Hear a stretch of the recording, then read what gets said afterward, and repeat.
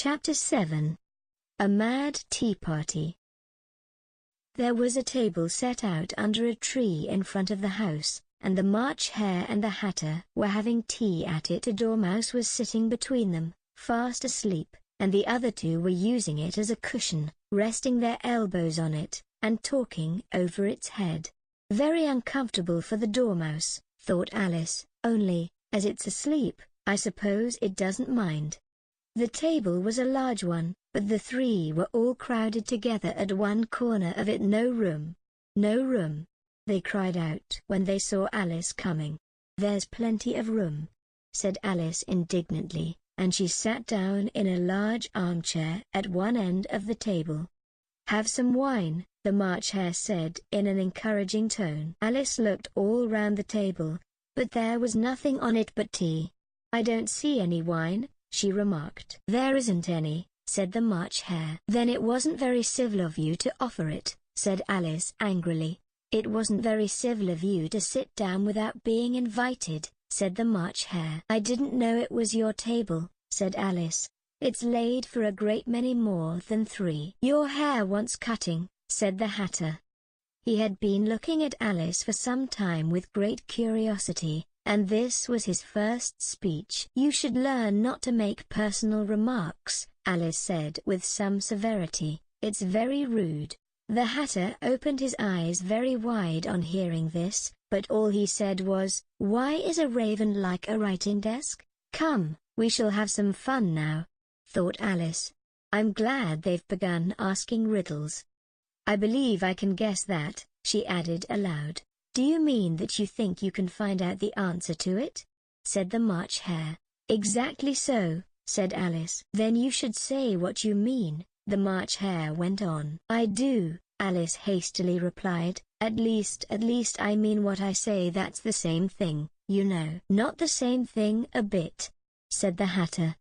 You might just as well say that I see what I eat is the same thing as I eat what I see. You might just as well say, added the March Hare, that I like what I get is the same thing as I get what I like. You might just as well say, added the Dormouse, who seemed to be talking in his sleep, that I breathe when I sleep is the same thing as I sleep when I breathe. It is the same thing with you, said the Hatter, and here the conversation dropped, and the party sat silent for a minute, while Alice thought over all she could remember about ravens and writing desks, which wasn't much. The Hatter was the first to break the silence. What day of the month is it? He said, turning to Alice. He had taken his watch out of his pocket, and was looking at it uneasily, shaking it every now and then, and holding it to his ear. Alice considered a little, and then said the 4th. 2 days wrong, sighed the Hatter. I told you butter wouldn't suit the works, he added, looking angrily at the March Hare. It was the best butter, the March Hare meekly replied. Yes, but some crumbs must have got in as well, the Hatter grumbled. You shouldn't have put it in with the bread knife. The March Hare took the watch and looked at it gloomily. Then he dipped it into his cup of tea, and looked at it again, but he could think of nothing better to say than his first remark. It was the best butter, you know. Alice had been looking over his shoulder with some curiosity. What a funny watch, she remarked. It tells the day of the month, and doesn't tell what o'clock it is. Why should it? Muttered the Hatter. Does your watch tell you what year it is? Of course not, Alice replied very readily, but that's because it stays the same year for such a long time together. Which is just the case with mine, said the Hatter. Alice felt dreadfully puzzled.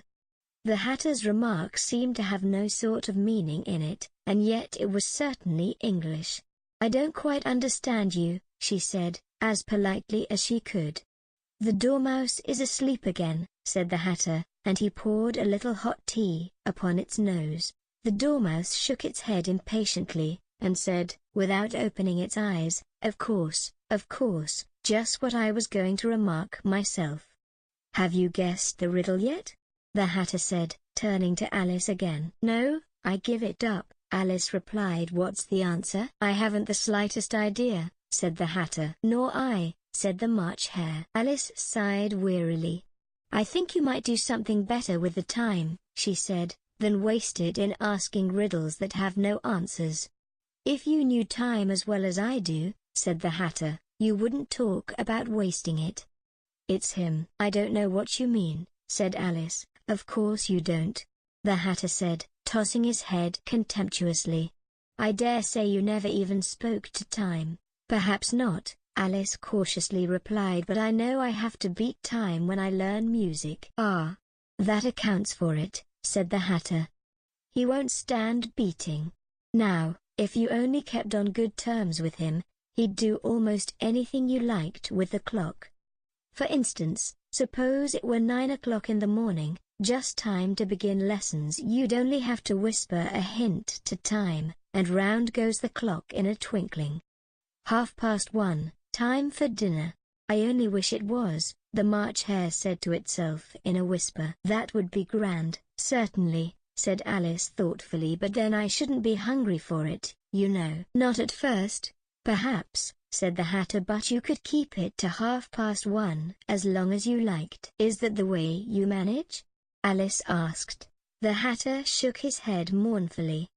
"Not I," he replied. "We quarreled last March just before he went mad, you know," pointing with his teaspoon at the March Hare. "It was at the great concert given by the Queen of Hearts, and I had to sing, 'Twinkle, twinkle, little bat, how I wonder what you're at.' You know the song, perhaps?" "I've heard something like it," said Alice.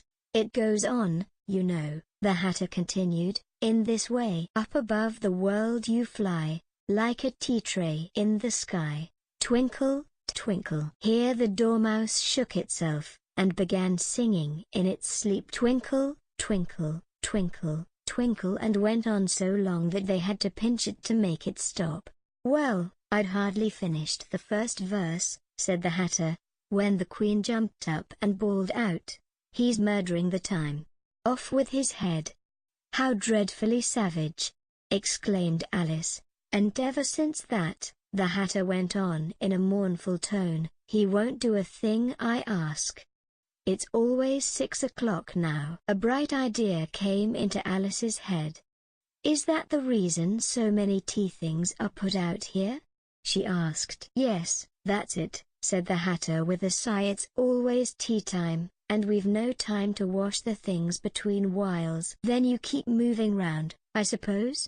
said Alice. "Exactly so," said the Hatter, "as the things get used up. But what happens when you come to the beginning again?"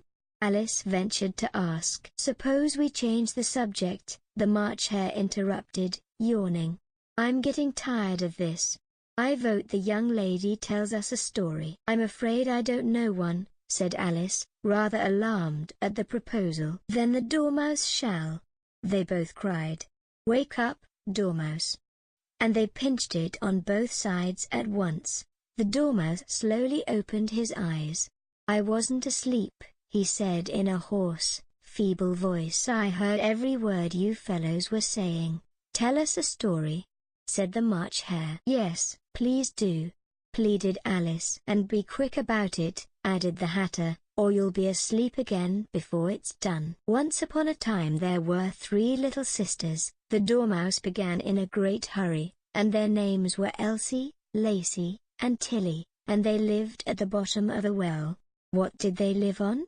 said Alice, who always took a great interest in questions of eating and drinking. "They lived on treacle," said the Dormouse, after thinking a minute or two. "They couldn't have done that, you know," Alice gently remarked. "They'd have been ill." "So they were," said the Dormouse, "very ill." Alice tried to fancy to herself what such an extraordinary way of living would be like, but it puzzled her too much, so she went on. "But why did they live at the bottom of a well?" "Take some more tea," the March Hare said to Alice, very earnestly. "I've had nothing yet," Alice replied in an offended tone, "so I can't take more." "You mean you can't take less," said the Hatter. "It's very easy to take more than nothing." "Nobody asked your opinion," said Alice. "Who's making personal remarks now?" the Hatter asked triumphantly. Alice did not quite know what to say to this, so she helped herself to some tea and bread and butter, and then turned to the Dormouse, and repeated her question. Why did they live at the bottom of a well? The Dormouse again took a minute or two to think about it, and then said, it was a treacle well. There's no such thing. Alice was beginning very angrily, but the Hatter and the March Hare went sh, and the Dormouse sulkily remarked, if you can't be civil, you'd better finish the story for yourself. No, please go on. Alice said very humbly, I won't interrupt again. I dare say there may be one. One, indeed, said the Dormouse indignantly. However, he consented to go on. And so these three little sisters, they were learning to draw, you know. What did they draw? Said Alice, quite forgetting her promise. Treacle, said the Dormouse, without considering at all this time. I want a clean cup, interrupted the Hatter. Let's all move one place on. He moved on as he spoke, and the Dormouse followed him. The March Hare moved into the Dormouse's place, and Alice rather unwillingly took the place of the March Hare.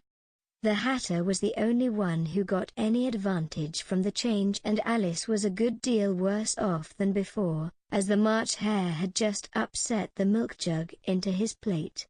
Alice did not wish to offend the Dormouse again, so she began very cautiously. But I don't understand. Where did they draw the treacle from?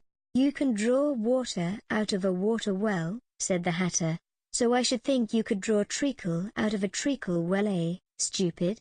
But they were in the well, Alice said to the Dormouse, not choosing to notice this last remark. Of course they were, said the Dormouse, well in. This answer so confused poor Alice, that she let the Dormouse go on for some time without interrupting it.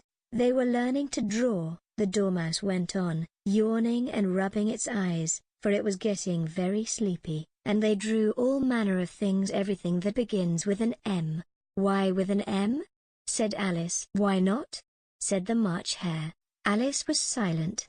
The Dormouse had closed its eyes by this time, and was going off into a doze, but, on being pinched by the Hatter, it woke up again with a little shriek, and went on. That begins with an M, such as mousetraps, and the moon, and memory, and muchness. You know, you say things, a much of a muchness. Did you ever see such a thing as a drawing of a muchness? Really, now you ask me, said Alice, very much confused. I don't think. Then you shouldn't talk, said the Hatter. This piece of rudeness was more than Alice could bear. She got up in great disgust, and walked off. The Dormouse fell asleep instantly, and neither of the others took the least notice of her going, though she looked back once or twice, half hoping that they would call after her the last time she saw them. They were trying to put the Dormouse into the teapot. At any rate, I'll never go there again, said Alice as she picked her way through the wood. It's the stupidest tea party I ever was at in all my life. Just as she said this, she noticed that one of the trees had a door leading right into it. That's very curious, she thought. But everything's curious today. I think I may as well go in at once. And in she went. Once more she found herself in a long hall, and close to the little glass table. Now, I'll manage better this time, she said to herself, and began by taking the little golden key, and unlocking the door that led into the garden. Then she went to work nibbling at the mushroom. She had kept a piece of it in her pocket till she was about a foot high. Then she walked down the little passage, and then she found herself at last in the beautiful garden, among the bright flower beds and the cool fountains.